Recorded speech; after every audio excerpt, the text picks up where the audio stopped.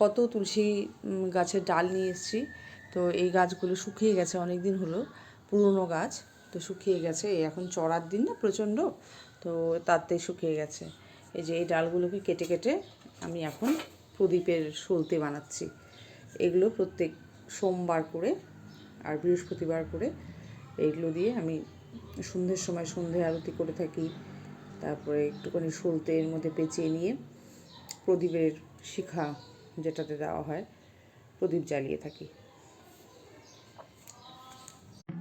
Hi friends, আমরা যে সকালে যে মর্নিংয়ে ব্রেকফাস্ট করি, তো সেখানে আমরা আটা মেখে থাকি। সেই আটার মধ্যে অনেকে আছে যে খালি আটা মেখে যদি খাওয়া হয় তাহলে তার অ্যাসিডিটি হয়ে যায়।